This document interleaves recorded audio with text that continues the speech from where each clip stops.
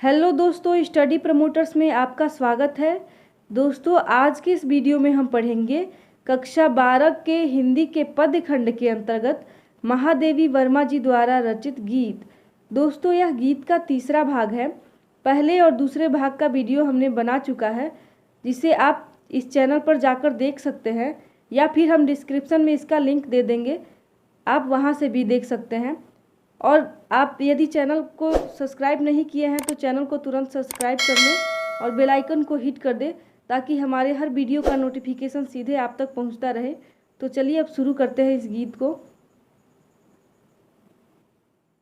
इस गीत में महादेवी वर्मा जी अपनी तुलना बदली से करती हुई कहती हैं कि मैं नीर भरी दुख की बदली, स्पंदन में चिर निस्पंद बसा, क्रंदन में आहत विश्व हंसा, नैनों में दीपक से जलते, पलकों में निर्झरी मचली। मैं नीर भरी दुख की बदली। वे कहती हैं कि मैं नीर भरी दुख की बदली हूँ, अर्थात मेरा जीवन दुख की बदलियों से घिरा हुआ है। जिस प्रकार पानी से भरी हुई रहती है, अर्थात जिस प्रकार बदली पानी से भरी हुई रहती है, उसी प्रकार मेरे नेत्र भी अश्रुपूर्ण रहते हैं। और वे आगे बदली के माध्यम से ही अपना विरह वेदना व्यक्त करते हुए कहती हैं कि स्पंदन में चीर निस्पंद बसा, क्रंदन में आहत विश्व हंसा। स्पंदन में चीर निस्पंद बसा। वे कहती हैं कि जिस प्रकार बदली में उसके कंपन का स्थायित्व बना रहता है, निस्पंद अर्थात होता है स्थिरता। वे कहती हैं कि जिस प्रकार बदली में उसके कंपन से स्थायित्व बना रहता है, उसी प्रकार मेरे प्राणों में भी विरह के कारण उत्पन्न दुख का कंपन स्थायी रूप से व्याप्त रहता है। क्रंदन में आहत विश्व हंसा। और आगे वे कहती हैं कि जिस प्रकार बदली की गर्जना सुनकर ताप से त्रस्त विश्व प्रसन्न हो जाता है, उसी प्रकार मेरे रुदन से भी घायल संसार को प्रसन्नता मिलती है। और नैनों में दीपक से जलते, पलकों में निर्झरी मचली। निर्झरी अर्थात होता है नदी। वे कहती हैं कि नैनों में दीपक से जलते, कि जिस प्रकार बदली में बिजली कौंधती है और उसके जल से नदियाँ प्रवाहित हो जाती हैं, उसी प्रकार मेरे नेत्रों से भी विरह वेदना दीपक के समान जलते रहते हैं।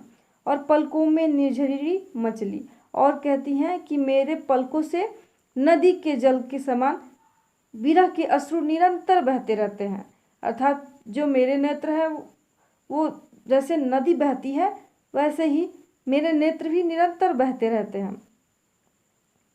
और आगे देखते हैं महादेवी जी क्या कहती हैं।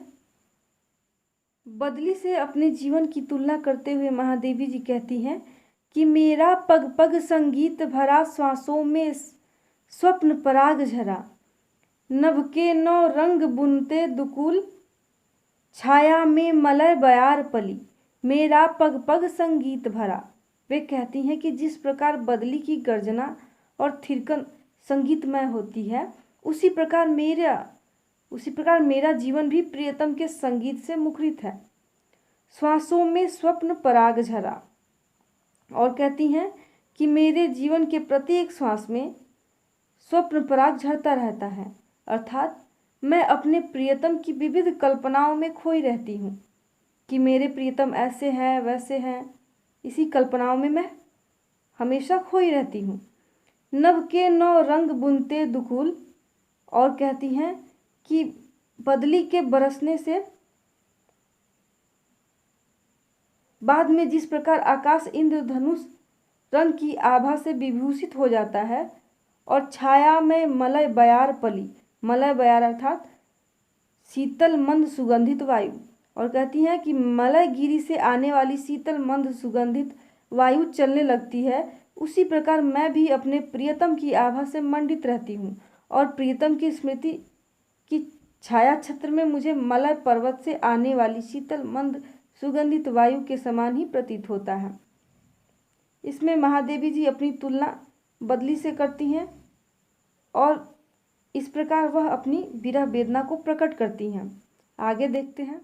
इसमें महादेवी जी बदली से अपने जीवन की तुलना करती हैं और बदली से काफ़ी समानता प्रदर्शित करती हैं। वे कहती हैं कि मैं क्षितिज भृंकुटी पर चीर धूमिल चिंता का भार बनी अविरल। मैं क्षितिज भृंकुटी पर चीर धूमिल, भृंकुटी अर्थात भौवें। वे कहती हैं कि जिस प्रकार बदली क्षितिज रूपी भृंकुटी पर धूमिल रूप से रहती हैं और चिंता का भार बनी अविरल, और जल के भार के कारण वह झुकी रहती हैं, और रजकण पर जलकण हो बरसी, रजकण अर्थात धूलिकण।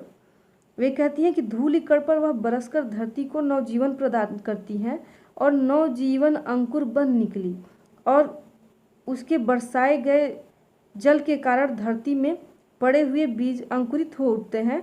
और वे कहती हैं अपनी तुलना उस बदली से करते हुए कहती हैं कि उसी प्रकार मैं भी अपने जीवन में निरंतर चिंता का भार लिए रहती हूँ। अर्थात जिस प्रकार वह बदली जल का भार लिए रहती है और झुकी रहती है, वैसे ही मैं भी निरंतर चिंता का भार लिए रहती हूँ, और उस चिंता की अभिव्यक्ति मेरे भौवें ही कर देती हैं। अर्थात जो मेरे अंदर जो चिंता है, जो मैं चिंता करती हूँ, वह मैं अपने मुख से प्रकट नहीं करती हूँ, वह मेरी भौवें ही बता देती हैं कि मुझे चिंता है।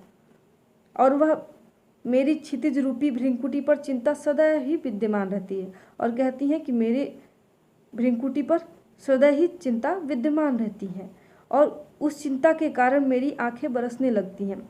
अर्थात जैसे वह बादल जल के कारण बरसने लगता है, जल के भार के कारण बरसने लगता है, वैसे ही मेरे नेत्र भी चिंता के कारण बरसने लगते हैं, और जिससे चिंता का वह भार हल्का हो जाता है और मुझ में नवजीवन का संचार होता है।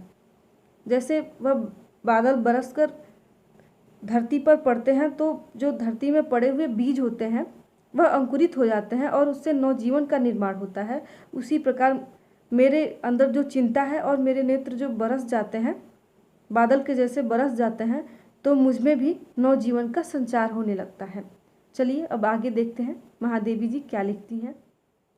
वे लिखती हैं, पथ को न मलिन करता आना, पद चिन्ह दे जाता जाना।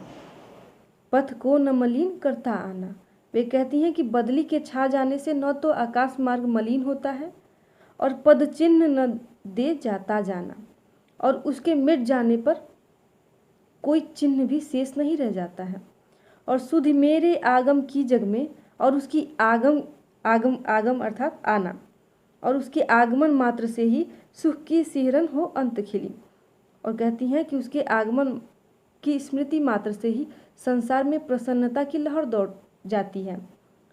और उसी प्रकार मेरे आने से वे अपनी तुलना करती हैं बदली से, और कहती हैं कि उसी प्रकार मेरे आने से न तो संसार मलिन हुआ है और न ही मेरे चले जाने पर कोई चिन्ह शेष रह जाएगा। फिर भी मेरे आने की स्मृति मात्र से ही संसार में उल्लास की सिहरन उत्पन्न हो जाएगी। अर्थात वे कहती हैं कि मेरे आने से यह संसार प्रसन्न हो जाएगा। जिस प्रकार बदली के आ जाने से संसार प्रसन्न हो जाता है, उसी प्रकार यदि मैं आऊँगी, मेरे आने से भी इस संसार में प्रसन्नता की लहर दौड़ पड़ेगी। चलिए आगे देखते हैं। बदली के माध्यम से अपने जीवन की व्याख्या प्रस्तुत करते हुए महादेवी जी कहती हैं कि विस्तृत नभ का कोई कोना, मेरा न कभी अपना होना। यहाँ पर नाम नहीं रहेगा, न रहेगा। विस्तृत नभ का कोई कोना। वे कहती हैं कि बदली आकाश में रहती है, किंतु मेरा न कभी अपना होना, किंतु आकाश में उसका कोई भी कोना अपना नहीं होता है। अर्थात बदली आकाश में रहते हुए भी उसका कोई भी कोना, आकाश का कोई भी कोना उसका नहीं होता है। और परिचय इतना इतिहास यही उमड़ी, कल थी मिट आज चली।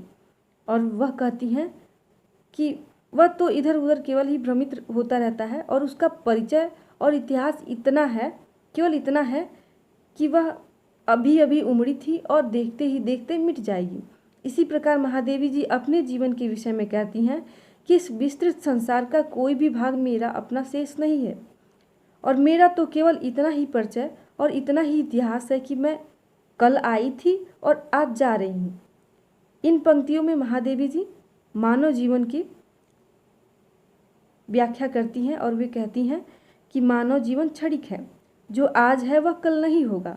अतः मानव जीवन का यह परिचय और इतिहास यही है कि वह आज है किंतु कल नहीं होगा।